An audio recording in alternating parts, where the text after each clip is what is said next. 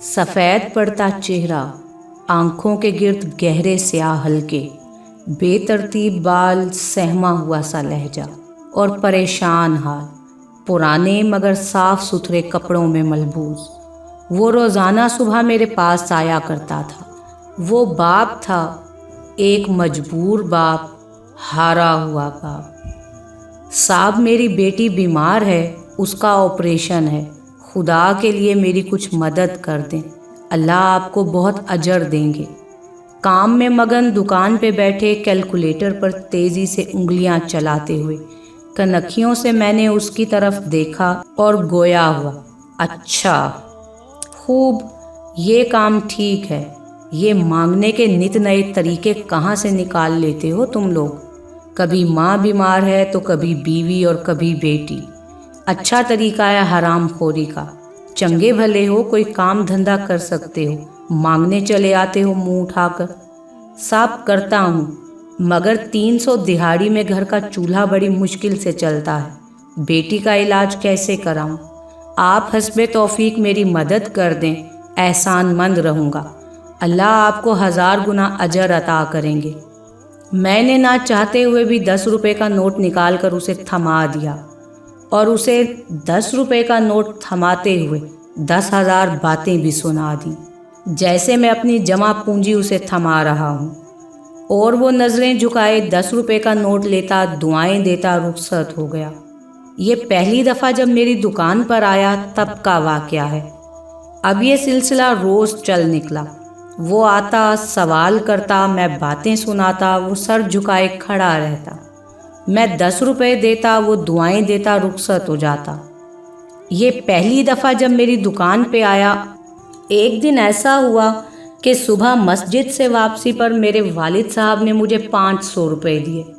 कहा कि किसी ज़रूरतमंद को दे देना, और वो अक्सर ऐसा करते रहते हैं। इसलिए पैसे मैंने जेब में रखे और दुकान की राह ली। हस्बे मामूल पहले की तरह सबसे पहले उसी फ़कीर ने आकर मुअद्दबाना और सुलझे तरीके से सवाल किया, और मैंने सबसे पहले उसे खूब उल्टी सीधी सुनाई। 500 का नोट निकालकर उसकी तरफ बढ़ाते हुए उसे खबरदार किया कि ये तुम्हारे पूरे 6 महीने की खैरात है। अब 6 माह तक तुम दोबारा मेरी दुकान के आसपास भी नजर आए तो तुम्हारी खैर नहीं। और वो रोज़ाना की तरह सर झुकाए दुआएं देता नज़रों से ओझल हो गया। तकरीबन 2 हफ्ते तक तो वो दोबारा नज़र ना आया। फिर एक दिन मैं अपने असिस्टेंट के साथ बातों में मसरूफ़ था कि वही फ़कीर नमूदार हुआ। उसे देखकर झट से मेरा पारा 7वें आसमान को छूने लगा। तुम फिर आ गए? असर नहीं हुआ था क्या? क्या कहा था मैंने? ज़रा सकून नहीं, बहुत ढीठ आदमी हो।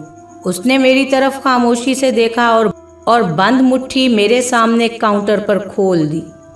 उसमें कुछ पैसे थे। खुद को संभालते हुए मैंने हैरानी से उसकी तरफ देखा और पूछा, ये क्या है? साहब, आपने मुझे जो पैसे दिए थे उनमें से कुछ बच गए थे, वो वापस करने आया हूँ। मेरी बेटी का पिछले हफ्ते इंतकाल हो गया है। अब मुझे पैसों की ज़रूरत नहीं है, आप रख लें। साहब, मैं मजबूर था, फ़कीर नहीं। और आप लोगों की बहुत मेहरबानी जो मेरे मुश्किल वक्त में मुझ बेबस और लाचार के काम आई। अल्लाह आपको कभी किसी शय की थोड़ ना दे साहब, अल्लाह खुश और आबाद रखे। आंखों में जारी आंसुओं और कांपती आवाज़ के साथ वो मेरा शुक्रिया अदा कर रहा था, और मैं उसकी खुली मुट्ठी को बुत बना अपनी कुर्सी पर बैठा, मारे शर्म और नदामत के ज़मीन के फट जाने और दफन हो जाने का इंतज़ार कर रहा था। वो शुक्रिया अदा करने के बाद रुका नहीं था। आज भी ढेरों दुआएं देता हुआ रुखसत हो गया था, मगर मुझे अपने हलक में दर्द का एक गोला सा अटका हुआ महसूस हो रहा था, जिसको निगलने में ना जाने कितना वक्त दरकार होगा। इंसानी फितरत भी कमाल होती है। गरीब को उसकी गरीबी का एहसास दिलाने और अपनी बरतरी जाहिर करने के लिए अपनी नेकी को गुनाह कबीरा में बदलकर सकून के तलबगार रहते हैं। अल्लाह ने हमें जब ऐसी बेशुमार नेमतों से नवाज रखा है जिसके हम ज़रा भी लायक और काबिल नहीं, तो फिर हम क्यों उसके दिए हुए से जब किसी ज़रूरतमंद की मदद करते हैं تو اصل اور نقل کے چکروں میں پڑ جاتے ہیں۔ آپ جب بھی جتنا بھی ہو سکے توفیق کے مطابق جب کسی کی مدد کریں تو دل سے کریں اور اللہ کی رضا کے لیے کریں، اور اللہ کی رضا بیزاری سے حاصل نہیں ہوتی، صدق دل سے حاصل ہوتی ہے۔ سوچئے ذرا۔